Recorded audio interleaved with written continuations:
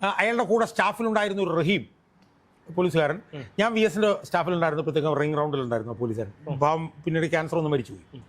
അയാൾ അന്ന് ഈ പി ശശി പൊതുമരാമത്ത് വകുപ്പ് മന്ത്രിയായിട്ടുള്ള TK ഹംസയുടെ കൂടെ ജോലി ചെയ്തിരുന്നപ്പോൾ ഉണ്ടായിരുന്ന കാര്യങ്ങൾ എന്നോട് പറഞ്ഞത് കേട്ട് ഞാനത് തരിച്ചിരുന്നിട്ടുണ്ട് ഞാൻ. അപ്പോൾ ലൈംഗിക രോഗിയായിട്ടുള്ളൊരു പടുകിളവനെ, ഒരു അങ്ങേയറ്റത്തെ സ്ത്രീ ലംബടനെ ചിറകിനടിയിൽ ഒതുക്കി വെച്ചുകൊണ്ട് ഇയാൾ മാധ്യമപ്രവർത്തകരോട് രാഹുൽ മാങ്കൂട്ടത്തിൻ്റെ സ്ത്രീലമ്പടത്വത്തെക്കുറിച്ച് പറയുമ്പോൾ നമ്മൾ മലയാളികൾ ലജ്ജ കൊണ്ട് തലകുനിക്കുക എന്നുള്ളതല്ലാതെ നമുക്ക് വേറെ വഴിയൊന്നുമില്ല. ഈ സ്ത്രീലമ്പടന്മാർക്കെതിരെ വലിയ പിന്നെ വാഗ്വാവിളി നടത്തുന്ന പിണറായി വിജയൻ തോളിത്തട്ടി പിടിച്ചുകൊണ്ട് വന്ന് തൻ്റെ പൊളിറ്റിക്കൽ സെക്രട്ടറിയായി ഇരുത്തിയിട്ടാണ് ഈ ഉളുപ്പില്ലാത്ത മനുഷ്യൻ സ്ത്രീലമ്പടന്മാരെ കുറിച്ചിട്ട് സംസാരിക്കുന്നു. ഒന്ന് ആലോചിച്ച് നോക്ക്. സത്യം പറഞ്ഞാൽ ഞാനൊക്കെ ഈ കേരളം വിട്ടുപോകേണ്ടതാണ്. ഇവിടെ നിൽക്കാനേ പാടില്ലാത്തതാണ്. കാരണം ഇതുപോലൊരുത്തൻ ഇവിടെ മുഖ്യം. അയാൾ ഈ ഖജനാവിൽ നിന്ന് ഈ പണം എടുക്കുമ്പോൾ അയാളുടെ മാനസിക അവസ്ഥ എത്ര തരം താഴ്ന്നതാണെന്നും എത്ര ആലോചിച്ച് നോക്കുക. വെച്ചാൽ ഈ ഖജനാവെന്ന് പറഞ്ഞാൽ അല്ലാണ്ട് പിണറായിലെ തായ്ക്കണ്ടി തറവാട്ടിലെ നിന്ന് കൊണ്ടുവന്നതാണ് കേരളത്തിലെ ഖജനാവെന്ന് ആണല്ലോ. അതെ. നമസ്കാരം. രാഹുൽ മാങ്കൂട്ടത്തിനെതിരെ 2 പീഡന പരാതികളാണ് ഉയർന്നു വന്നത്. അതേക്കുറിച്ചുള്ള നിരവധി ചർച്ചകൾ നടന്നു കഴിഞ്ഞു. കോടതി മുൻകൂർ ജാമ്യം അനുവദിച്ചു. പക്ഷേ അപ്പോഴും വിരോധാഭാസമുള്ള ഒരു കാര്യം, മുഖ്യമന്ത്രിക്ക് ഒരു പരാതി 2 മാസം മുൻപ് കിട്ടിയിരിക്കുന്നു. അതായത് CPM സഹയാത്രികനും മുൻ MLA-യുമായ PT കുഞ്ഞുമുഹമ്മദ് ഒരു സ്ത്രീയോട് അപമര്യാദയായി പെരുമാറി എന്ന് പറഞ്ഞുകൊണ്ട് അവരൊരു പരാതി മുഖ്യമന്ത്രിയുടെ ഓഫീസിൽ കൊടുത്തിരിക്കുന്നു. ഈ പരാതി പൂഴ്ത്തിവെച്ചിട്ടാണ് പിണറായി വിജയൻ രാഹുൽ മാങ്കൂട്ടത്തിലിനെ വേട്ടയാടാനായി പോലീസിനെ ചുമതലപ്പെടുത്തിയത് എന്നുള്ളതാണ്. അപ്പോൾ എങ്ങനെയാണ് സാധാരണ എല്ലാ മനുഷ്യർക്കും നാണവും മാനവും ധാർമ്മികതയും നാണക്കേടും മാനക്കേടും ഒക്കെ ഉണ്ട്. പക്ഷേ ഇതൊന്നുമില്ലാത്ത ഒരു വ്യക്തിയാണ് പിണറായി വിജയൻ എന്ന് തിരിച്ചറിയാൻ ഇതിൽ കൂടുതലൊന്നും വേണ്ട. കാരണം ഇത്രയും ഒരു സ്വന്തം പാർട്ടിയിലെ ഒരു നേതാവിനെതിരെ കിട്ടിയ പീഡന പരാതി പൂഴ്ത്തി വെച്ചുകൊണ്ട് ഒരു ചെറുപ്പക്കാരനെ വേട്ടയാടാൻ വേണ്ടി, അതും ക്രൂരമായി വേട്ടയാടാൻ വേണ്ടി പോലീസിനെ ഏൽപ്പിക്കുന്നു. അതുകൂടാതെ തന്നെ സൈബർ വേട്ട പട്ടികളെ അഴിച്ചുവിടുന്നു. എങ്ങനെയാണ് ഇതിനെ ന്യായീകരിക്കാൻ കഴിയുന്നത്? ഇതിൽ പ്രധാനപ്പെട്ട നമ്മൾ കേരളത്തിൽ നമ്മൾ മലയാളികൾ അനുഭവിക്കുന്ന ഏറ്റവും വലിയ ദുര്യോഗം എന്ന് പറയുന്നത്, ഏറ്റവും കൊള്ളരുതാത്തൊരുത്തൻ സംസ്ഥാനത്തിൻ്റെ ഏറ്റവും ഉന്നത സ്ഥാനത്ത് വന്നിരിക്കുന്നു. അതാണ് നമ്മൾ അനുഭവിച്ചുകൊണ്ടിരിക്കുന്ന ഒരു ഗതികേട്. എല്ലാ മോശത്തരങ്ങളുടെയും മൂർത്തിമത് ഭാവമായിട്ടുള്ള ഒരാൾ കേരളത്തിലെ ഏറ്റവും പ്രധാനപ്പെട്ട ഭരണഘടനാ സ്ഥാപനമായിട്ടുള്ള മുഖ്യമന്ത്രി സ്ഥാനത്ത് വന്ന് കഴിഞ്ഞ 10 വർഷമായി ഇരിക്കുന്നു എന്നുള്ളതാണ് നമ്മളിന്ന് അനുഭവിക്കുന്ന ഏറ്റവും വലിയ ഗതികേട്. ഞാനിതിലേക്ക് വരുന്നതിന് മുമ്പ് ഞാൻ ഇങ്ങനെ ആലോചിക്കുകയായിരുന്നു. അതായത് CPM എന്ന് പറഞ്ഞ പാർട്ടി ശരിക്കും പാവപ്പെട്ടവൻ്റെ പാർട്ടി, നിസ്വൻ്റെ പാർട്ടി, ദരിദ്രൻ്റെ പാർട്ടി, തൊഴിലാളിയുടെ പാർട്ടി, ഒന്നുമില്ലാത്തവൻ്റെ പാർട്ടി ആണല്ലോ, പാവപ്പെട്ടവൻ്റെ പാർട്ടിയാണല്ലോ. ആ പാർട്ടിയുടെ 10 വർഷമായിട്ടിരിക്കുന്ന മുഖ്യമന്ത്രിയും പോളിറ്റ് ബ്യൂറോ അംഗവുമായിട്ടുള്ള ഒരു നേതാവ് മുഖ്യമന്ത്രിയായിരിക്കെ തനിക്ക് ഉപയോഗിക്കാൻ 2 ഇന്നോവ കാറും ലക്ഷങ്ങൾ വിലയുള്ള ഒരു കിയ കാറും ഉള്ള സമയത്ത്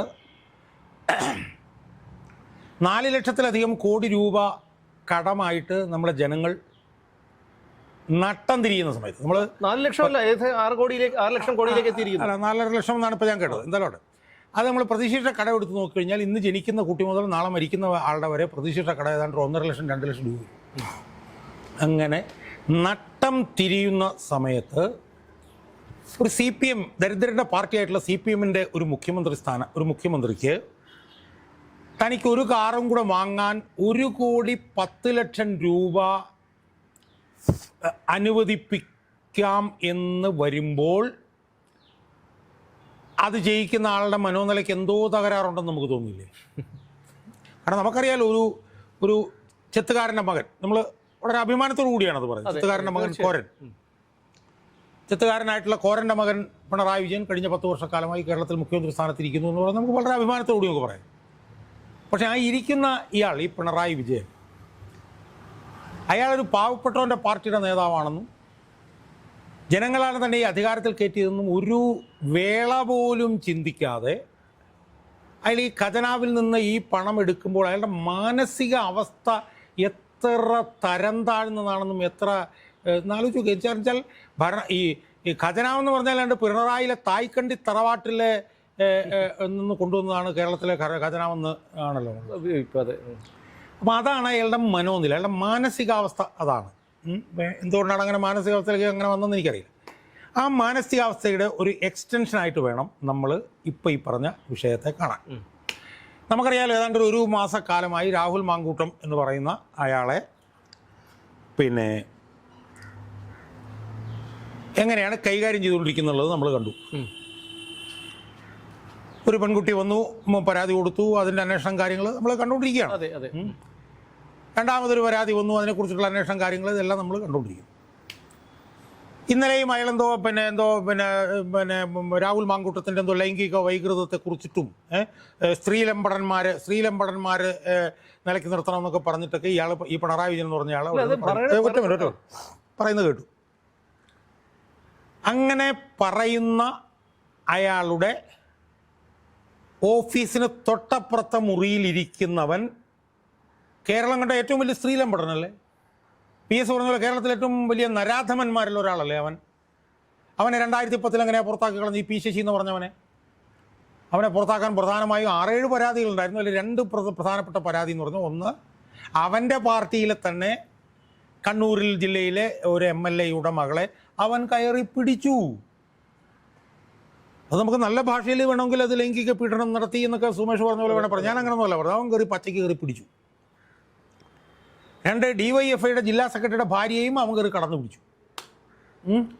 ഞാൻ അവനെക്കുറിച്ചിട്ട് ഞാൻ അത്രേ പറയുന്നുള്ളൂ, കാരണം എനിക്ക് അത്രേ പറയാൻ പറ്റുള്ളൂ. പക്ഷെ അവൻ എത്തരക്കാരനാണ് എന്നുള്ളത്, അവനൊരു ലൈംഗിക രോഗിയാണെന്നുള്ളത്, അവനൊരു സെക്ഷൽ പെർവേർട്ടാണെന്നൊക്കെ ഉള്ള ഇതിന് 100 കണക്കിന് ഉദാഹരണങ്ങൾ ഏറ്റവും കൂടുതൽ അറിയാവുന്നത് അവൻ്റെ കൂടെ പ്രവർത്തിക്കുന്ന പാർട്ടി നേതാക്കന്മാർക്കാണ്. ആ വിഷയം അന്ന് വന്നപ്പോഴത്തേക്ക് അവൻ പൊളിറ്റിക്കൽ സെക്രട്ടറി അല്ല, പാർട്ടിയിലുണ്ടായിരുന്നു. നേരത്തെ നയനാരുടെ കാരണം വെച്ചാൽ ഈ അവൻ പിന്നെ നയനാരുടെ പൊളിറ്റിക്കൽ സെക്രട്ടറി ആകുന്നതിന് മുമ്പ് TK ഹംസ പൊതുമരാമത്ത് വകുപ്പ് മന്ത്രി ആയിരുന്നപ്പോഴത്തേക്കും അയാളുടെ പ്രൈവറ്റ് സെക്രട്ടറി ആയി. അപ്പോൾ അന്നൊക്കെ ഉണ്ടായ സംഭവങ്ങൾ ഞാൻ നേരിട്ട് കേട്ടിട്ടുണ്ട്. കാരണം അന്ന് അയാളുടെ കൂടെ സ്റ്റാഫിലുണ്ടായിരുന്ന ഒരു റഹീം പോലീസുകാരൻ, ഞാൻ VSൻ്റെ സ്റ്റാഫിലുണ്ടായിരുന്നപ്പോഴത്തേക്കും റിംഗ് റൗണ്ടിലുണ്ടായിരുന്നു പോലീസുകാരൻ. പാവം പിന്നീട് ക്യാൻസർ ഒന്ന് മരിച്ചുപോയി. അയാൾ അന്ന് ഈ P ശശി പൊതുമരാമത്ത് വകുപ്പ് മന്ത്രിയായിട്ടുള്ള TK ഹംസയുടെ കൂടെ ജോലി ചെയ്തിരുന്നപ്പോൾ ഉണ്ടായിരുന്ന കാര്യങ്ങൾ എന്നോട് പറഞ്ഞത് കേട്ട് ഞാനത് തരിച്ചിരുന്നിട്ടുണ്ട്. ഞാൻ അന്ന് പറഞ്ഞാൽ അതെന്താണ് എനിക്ക് തോന്നുന്നത് 96-2001 മറ്റോ ആണെന്നാണ്. അതല്ല, അതിന് മുമ്പാണെന്നാണ് എനിക്ക് തോന്നുന്നത്. അതിന് മുമ്പ് അല്ലല്ല, VSന്റെ കൂടെ നിന്നപ്പോഴല്ല, അതിന് മുമ്പാണ്. നയനാർ മന്ത്രിസഭയിലായാലും നയനാരുടെ പൊളിറ്റിക്കൽ സെക്രട്ടറി ആയിരുന്നു. അപ്പോൾ അതിന് മുമ്പായി, അതിന് മുമ്പ്, അതെ 2000 മുമ്പാണ്. അപ്പോൾ അന്ന് പിന്നെ TK ഹംസ പിന്നെ ഞാനതിൻ്റെ ഒരു അശ്ലീലം പറയാതെ ബാക്കി ഭാഗം പറയാം. TK ഹംസ ഇയാളോട് ഉച്ചയാകുമ്പോഴത്തേക്ക് റഹീമെ എവിടെയുണ്ട് അവൻ എവിടെയുണ്ടെന്ന് ചോദിക്കും. അപ്പോൾ പറയും സാവേ അറിയില്ല, അത് അവൻ ഇന്ന സ്ഥലത്ത് ഇന്ന മുറിയിലുണ്ട്, നീ അവിടെ നിന്ന് പോയി അവരെ വിളിച്ചുകൊണ്ട് പോവാ എന്ന് പറയും. എന്ന് പറഞ്ഞാൽ അത് എവിടെയായിരുന്നു എന്നും ആരുടെ മുറിയിലായിരുന്നു എന്നും എങ്ങനത്തെ അവസ്ഥയായിരുന്നു അവിടെ എന്നുള്ളതൊക്കെ റഹീം എന്നോട് പറഞ്ഞത് ഞാനിപ്പോൾ ഓർക്കുകയാണ്. മനസ്സിലായി? എനിക്ക് അതിനപ്പുറത്തൊന്നും പറയാം. അത്രയ്ക്ക് പെർവേർട്ടായിരുന്നു അവൻ സ്ത്രീകളെ കണ്ടാൽ നിയന്ത്രണം വിട്ടുപോകുന്ന ഒരു പെർവേർട്ടാണ് ഈ ശശി എന്ന് പറഞ്ഞത്. 2010 ആയപ്പോഴത്തേക്ക് അവനെതിരെ ആരോപണങ്ങളുടെ പരാതികളുടെ പരമ്പര വന്നു. അവനെ പരമാവധി ചേർത്ത് നിർത്താൻ അന്ന് പാർട്ടി സെക്രട്ടറി ആയിരുന്ന പിണറായി വിജയൻ ശ്രമിച്ചു. പക്ഷെ അന്ന് VS അച്യുതാനന്ദൻ എന്ന് പറഞ്ഞ ഒരു വലിയ മനുഷ്യൻ ഈ ലോകത്ത് ജീവിച്ചിരിപ്പുണ്ടെന്ന് ഇപ്പം മരിച്ചുപോയി. 100 വയസ്സ് ആൾക്ക് ജീവിക്കാൻ പറ്റുമല്ലോ. VS അച്യുതാനന്ദൻ്റെ ഒറ്റ കടുംപിടുത്തം കൊണ്ട് അവനെ അന്ന് 2010 പാർട്ടിയിൽ നിന്ന് പുറത്താക്കി, പ്രാഥമിക അംഗത്വത്തിൽ നിന്ന്. അവനെതിരായിട്ടുള്ള ഏറ്റവും പ്രധാനപ്പെട്ട പരാതി ഇതായിരുന്നു. MLA-യുടെ മകളായിരുന്നു. MLA-ൻ്റെ ഏറ്റവും അടുത്ത സുഹൃത്തും കണ്ണൂരിൽ നിന്നുള്ള ഏറ്റവും സാത്വികനായിട്ടുള്ള MLA-യും VSൻ്റെ ഏറ്റവും അടുപ്പക്കാരനുമായിരുന്നു. ആ MLA-ക്ക് ഇന്ന് രോഗബാധിതനാണ്. ആ MLA തന്നെ മുൻ MLA തന്നെ പിന്നെ ഏതാനും മാസങ്ങൾക്ക് മുമ്പ് പറഞ്ഞ് എനിക്ക് പാർട്ടിയാണ് ഈ രോഗം തന്നതെന്നാണ്. കാരണം അവൻ ഇയാൾക്കെതിരെ പരാതി കൊടുത്തിട്ടുള്ള അവനെവിടെയാണ്? ആ സ്ത്രീ പീഡകൻ, ആ നരാധമൻ മുഖ്യമന്ത്രിയുടെ ഓഫീസിലിരിക്കുമ്പോൾ പരാതി കൊടുത്ത MLA ഏതോ ലോക്കൽ കമ്മിറ്റി സെക്രട്ടറിയിൽ കിടന്ന് ഇംഗ്ലീഷ് പറഞ്ഞ ലാംഗ്വേജ് ചെയ്യാണ്, എഴയുകയാണ്. അങ്ങനെ 2010 അവനെ പുറത്താക്കിയ സമയം മുതൽ തന്നെ ഈ സ്ത്രീ പീഡകനെ ഈ നരാധമനെ തൻ്റെ ആഫീസിലേക്ക് കൊണ്ടുവരണമെന്ന് പിണറായി വിജയന് നിർബന്ധം ഉണ്ടായിരുന്നു. പക്ഷെ അന്ന് മുഖ്യമന്ത്രിയൊന്നും അല്ലല്ലോ. പക്ഷേ പയ്യെ അവനെ തിരിച്ചെടുത്തു, അവനെ പാർട്ടി അംഗത്വത്തിലേക്ക് കൊണ്ടുവന്നു, അവനെ ചില കേസുകൾ ബാധിക്കാൻ വേണ്ടിയിട്ടൊക്കെ ഏൽപ്പിച്ചു. അവനെ കഴിഞ്ഞതിന് മുമ്പിലത്തെ സംസ്ഥാന സമ്മേളനം നടക്കുന്നതിന് തൊട്ട് മുമ്പ് ഈ സ്ത്രീ പീഡകനെ ഇന്നിപ്പം പിണറായി വിജയൻ ശ്രീലമ്പടൻ എന്ന് പറഞ്ഞല്ലോ, ആ 1-ാം നമ്പർ ശ്രീലമ്പടനെ, കാരണം പി ശശിക്ക് മുകളിൽ ഒരു ശ്രീലമ്പടൻ കേരളത്തിൽ ഉണ്ടാകും, ഇതുവരെ ഉണ്ടായെന്നോ അല്ലെങ്കിൽ ഇനി ഉണ്ടാകുമെന്നോ ഞാൻ വിശ്വസിക്കുന്നില്ല. അത്ര വലിയൊരു സ്ത്രീ ലമ്പടനാണ്, നരാധമനാണ്, സ്ത്രീകളെ കണ്ടാൽ നിയന്ത്രണം പോകുന്നതിനാണ് പി ശശി. അതുകൊണ്ടാണല്ലോ അവനെ പാർട്ടിയിൽ നിന്ന് പുറത്താക്കി. അവനെ ഈ സ്ത്രീലമ്പടന്മാർക്കെതിരെ വലിയ വാഗ്വാവിളി നടത്തുന്ന പിണറായി വിജയൻ തോളിത്തട്ടി പിടിച്ചുകൊണ്ട് വന്ന് തൻ്റെ പൊളിറ്റിക്കൽ സെക്രട്ടറിയായി ഇരുത്തിയിട്ടാണ് ഈ ഉളുപ്പില്ലാത്ത മനുഷ്യൻ ശ്രീലമ്പടന്മാരെ കുറിച്ചിട്ട് സംസാരിക്കുന്നു. ഒന്ന് ആലോചിച്ച് നോക്ക്. സത്യം പറഞ്ഞാൽ ഞാനൊക്കെ ഈ കേരളം വിട്ടുപോകേണ്ടതാണ്. ഇവിടെ നിൽക്കാനേ പാടില്ലാത്തതാണ്. കാരണം ഇതുപോലൊരുത്തൻ ഇവിടെ മുഖ്യമന്ത്രി. ഇനി മറ്റൊരു കാര്യമുണ്ട്. ഇനി ഒരു തുടർഭരണം കൂടെ കിട്ടിയാൽ താങ്കൾക്ക് മാത്രമല്ല മറ്റു പലർക്കും കേരളത്തിൽ ജീവിക്കാൻ അതിപ്പോ ജനങ്ങൾക്കറിയാം. ഇപ്പൊ കഴിഞ്ഞ ദിവസം എൻ്റെ ഭാര്യ എന്നോട് പറയായിരുന്നു, ഈ ഫേസ്ബുക്കിൽ ഈ ഈ മുഖ്യമന്ത്രിയെ കുറിച്ച് നിങ്ങൾക്ക് എന്താണ് അഭിപ്രായം എന്ന് പറഞ്ഞിട്ട് ഇങ്ങനെ വോട്ടെടുക്കും. അവൾ എന്നോട് പറയാം, അയ്യോ ഞാൻ അതിൻ്റെ താഴോട്ട് നോക്കിയപ്പോഴത്തേക്കും അതിൻ്റെ തെറി വിളിച്ചിട്ട് ചവിട്ടി കൂട്ടിയിരിക്കുകയാണ്. അല്ല, അതുകൊണ്ടാണല്ലോ ഈ പുകഴ്ത്ത് പാട്ട് എഴുതിക്കുന്നതും വാഴ്ത്ത് പാട്ട് പാടിക്കുന്നതും. അതുകൊണ്ട് ജനങ്ങളെ സംബന്ധിച്ചിടത്തോളം ജനങ്ങൾക്ക് അറിയാം, അവരെ ഇരുത്തിക്കോളൂ, അതവിടെ നിൽക്കട്ടെ. അപ്പോൾ കേരളം കണ്ട ഏറ്റവും വലിയൊരു സ്ത്രീലമ്പടനെ തൊട്ടപ്പുറത്ത് മുറിയിൽ വിളിച്ചിരുത്തിയിട്ടാണ് ഇയാൾ സ്ത്രീലമ്പടന്മാരെ കുറിച്ചിട്ട് സംസാരിക്കുന്നത്. അപ്പോൾ അതുകൊണ്ടാണ് ഞാൻ പറഞ്ഞത്, ഇതുപോലെ മനോനില തെറ്റിയവരും ഇതുപോലെ ചിന്തിക്കുന്നവരും ഒക്കെ മുഖ്യമന്ത്രിയായിട്ടൊക്കെ വന്നു കഴിഞ്ഞാൽ, മന്ത്രിയായിട്ട് വന്നാൽ പോലും നമുക്ക് വേണമെങ്കിൽ ചെയ്യാം. അങ്ങനെ വന്നു കഴിഞ്ഞാൽ നിവൃത്തിയില്ല. ഇനി അയാൾ അതുപോലെ ഒരുത്തനെ അവിടെ കൊണ്ടിരുത്തിയിരിക്കുന്നു. ഇനി അയാളുടെ മന്ത്രിസഭയിൽ ഇരിക്കുന്ന വേറൊരുത്തനുണ്ട്, അവൻ്റെ പേരാണ് കെ വി ഗണേഷ് കുമാർ. അവനും ഇതുപോലെ തന്നെയാണെന്നാണ് ആരോപണം. സ്ത്രീകളെ കണ്ടാൽ അവനും കൺട്രോൾ പോകും. അതിൻ്റെ ഒരുപാട് ഉദാഹരണങ്ങളുണ്ട്. ഉമ്മൻചാണ്ടി മുഖ്യമന്ത്രിസഭയിൽ അദ്ദേഹം മന്ത്രിയായിരിക്കുന്ന സമയത്താണല്ലോ മറ്റൊരു സ്ത്രീയുടെ ഭർത്താവ് ഔദ്യോഗിക വസതിയിൽ കടന്നു കയറി മർദ്ദിച്ചു എന്നുള്ള വിവരങ്ങളും വാർത്തകളും അവനെ കുറിച്ചിട്ടുള്ള കാര്യങ്ങൾ കഥകളൊന്നും പുറത്തു പറയാൻ നമുക്ക് വയ്യ, നമ്മളിപ്പോൾ നിവൃത്തിയില്ല. പക്ഷെ അവന് സോളാർ പരാതിക്കാരിയിൽ ഒരു കുട്ടിയുണ്ട് എന്ന് CBI റിപ്പോർട്ടിൽ രേഖപ്പെടുത്തിയിട്ടുണ്ട് സുഹൃത്തെ. CBI റിപ്പോർട്ടിൽ രേഖപ്പെടുത്തിയിരിക്കുകയാണ്. അവൻ മന്ത്രിയായിട്ട് അവിടെ ഇരിക്കുകയാണ്. അവൻ ശ്രീലമ്പടനല്ല, പിന്നെ എന്ത് ലമ്പടനാണ് ഗണേഷ് കുമാർ എന്നാണ് ഇയാൾ പറയുന്നത്. അതുപോലെ തന്നെ ഇയാളുടെ മന്ത്രിസഭയിൽ ഇരിക്കുന്ന വേറൊരു പടുകിളവനുണ്ട് ഒരുത്തൻ, അവൻ്റെ പേരെന്താണ്, AK ശശീന്ദ്രൻ. അവൻ്റെ കാര്യം നമ്മൾ ഇവിടെ മുറിയിൽ ഒരു സ്ത്രീ ഇരിക്കുന്നു എന്നുള്ളത് കൊണ്ട് നമുക്ക് അതിൻ്റെ കൂടുതൽ തന്നെ അപ്പുറത്തേക്ക് പോകാൻ പറ്റില്ല. അവനെ അവിടെ ഇരുത്തിയിരിക്കുന്നു. സ്ത്രീകളെ കണ്ടാൽ നിയന്ത്രണം വിട്ടു പോകുന്ന വേറൊരുത്തനുണ്ട്, നടൻ മുകേഷ്. ഒരു പന്നൻ, ഒരു ശ്രീലമ്പടൻ, ഒരു നരാധമൻ. അവനെതിരെ ഈ പിണറായിയുടെ പോലീസ് തന്നെ കുറ്റപത്രം കൊടുത്തിരിക്കുകയാണ്. അവനെ MLA ആയിട്ട് ഇരുത്തിക്കൊണ്ടാണ് ഇയാൾ ശ്രീലമ്പടനെ കുറിച്ചിട്ട് പറയുന്നത്. നമ്മൾ ഇയാളെ ഞാൻ പറയാം എന്ത് ചെയ്യാൻ പറ്റും നമുക്ക്? അല്ല, അതൊക്കെ ഒരു വശം, ഒരു കുറച്ച് പേര് മാത്രമാണ്, ഇനിയുണ്ട്, ലിസ്റ്റ് നീണ്ടു പോവാ.